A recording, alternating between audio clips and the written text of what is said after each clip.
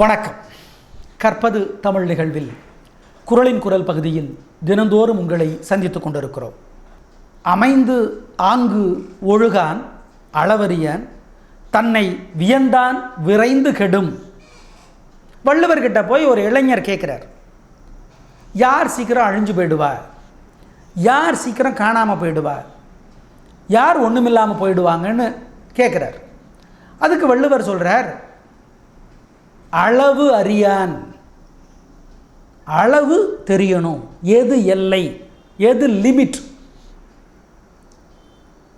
கற்றுக்கொள்ளுவதற்கு கூட எல்லை இருக்கிறதுங்கிறாங்க. இப்போ அதாவது பிறை சூடன்னு சிவபெருமானை சொல்கிறாங்க. ஏன்னா பிறை நிலாவை சூடி இருக்கிறவன் சிவபெருமான். கலைவாணியும் பிறை நிலாவை சூடி இருக்காங்களாம், ஆனால் அது வெளியில் தெரியாதான். ஏன் என்ன கருதுன்னா, கலைவாணியினுடைய அறிவு முழுமையடைகிற பொழுது தன்னுடைய தலையில் இருக்கிற பிறை நிலா முழு நிலவாக மாறுமா. இன்னும் பிறை நிலவாக தான் அது இருக்கான். இன்னொன்று, அது வெளியில் தெரியாதான். ஏன்னா காட்டிக்கிறது இல்லையா கல்வி. அப்படின்னா என்ன அர்த்தம்? தினந்தோறும் ஒவ்வொரு விஷயம் புதுசாக கண்டுபிடிக்கப்படுகிறது, அறிவு வளர்கிறது, அதை கற்றுக்கொள்வதற்குள் இன்னொன்று நிற்கிறது. எனவே கலைவாணிக்கே முழுமையான அறிவு இன்னும் கைப்படவில்லை என்று அந்த கதை சொல்லுகிறது. அப்போது நமக்கு என்ன அளவு, நம்மளோட லெவல் என்ன? தன்னை வியந்தான். உங்களை நீங்கள் வியக்கணும் அப்படிங்கிற அவசியம் கிடையாது. ஏன்? உங்களுடைய என்ற நிலைமைங்கிறது உங்களோட முயற்சி மட்டும் இல்லைன்னு நாங்கள் பல தடவை சொல்லியிருக்கோம். அதுதான் உங்களுக்கும் தெரியும் உண்மை கூட. நீங்கள் ரொம்ப விலை உயர்ந்த காரில் வர்றீங்க பள்ளிக்கூடத்துக்கு, உங்களோட முயற்சியா, உங்கள் அப்பா அம்மாவோட முயற்சி. ஆனால் நீங்கள் பெருமை அடிச்சுக்கிறீங்க, நான் எவ்வளோ பெரிய காரில் வர்றேன்னு தெரியுமா அப்படின்னு உங்கள் வகுப்பு தோழர்கள்கிட்ட. அதுதான் தன்னை வியப்பது. இந்த மாதிரி ஒன்றொன்றுக்கும் உங்களை நீங்கள் வியந்துக்க கூடாது. அப்படி வியந்தீங்கன்னா விரைந்து கெடுவீர்கள். கெட்டால் கூட பரவாயில்ல, சீக்கிரம் கெட்டு போயிடுவோம். எப்படி? இந்த காலத்தில் வாங்குகிற தின்பண்டம் மாதிரி சீக்கிரம் கெட்டு போயிடும். ஆமாம், குளிர் சாதன பட்டியலில் வச்சாலும் கெட்டு போயிடுது. அப்புறம் அமைந்து ஆங்கு ஒழுகான் அப்படின்னா அங்கே தான் ரொம்ப முக்கியமான ஒரு நுட்பமான விஷயத்தை வள்ளுவர் சொல்லுகிறார். சமாதானம் செய்து கொள்ளுவது, சமரசம் செய்து கொள்ளுவது. இந்த பல பேர் தவறாக நினச்சிட்டு இருக்கிறாங்க. இந்த சமரசம் செய்து கொள்வதை ஒரு பலவீனம், ஒரு கேவலம், ஒரு வெட்கமான விஷயம் கிடையவே கிடையாது. அமைந்து ஆங்கு ஒழுகான். உங்கள் நோக்கம் நல்லதாக இருந்துச்சுன்னா நீங்கள் யார்கிட்ட வேணால் வளையலாம், யார்கிட்ட வேணால் சமரசம் செஞ்சுக்கலாம், யார்கிட்ட வேணால் சமாதானமாக போகலாம். ஒருத்தர்கிட்ட வாய் சண்டை போடுறீங்க, அவர் உடனே அடிக்க வர்றார். நீங்கள் என்ன பண்ணுறீங்க? சரிங்க பரவாயில்லைங்க, நீங்கள் சொன்னதே சரியாக இருக்கட்டும்னு விலகிடணும். இல்லை, அவன் அடிக்க வந்தால் நானும் பதிலுக்கு அடிப்பேன்.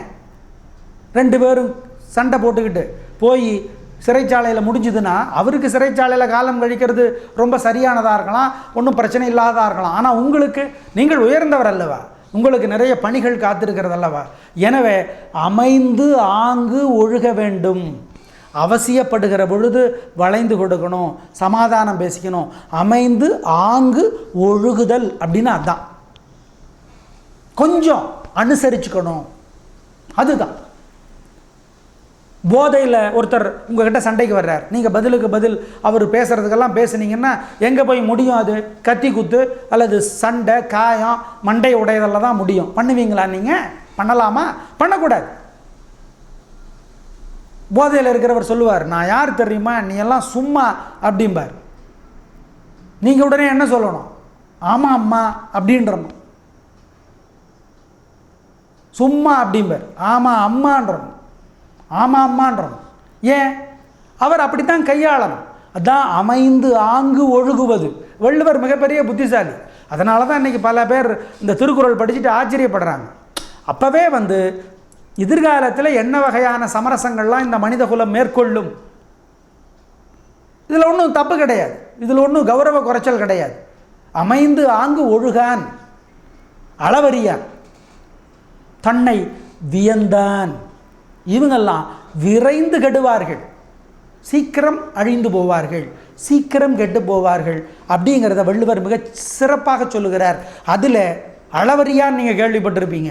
தன்னை வியந்தான், கர்வம் கூடாது, தன்னையே வியந்து கொள்ளுதல் கூடாது, தன்னையே பெருமை அடிச்சுக்க கூடாது. கேள்விப்பட்டிருப்பீங்க. இந்த முதல் பகுதி இருக்கிறதே அதுதான் முக்கியம்.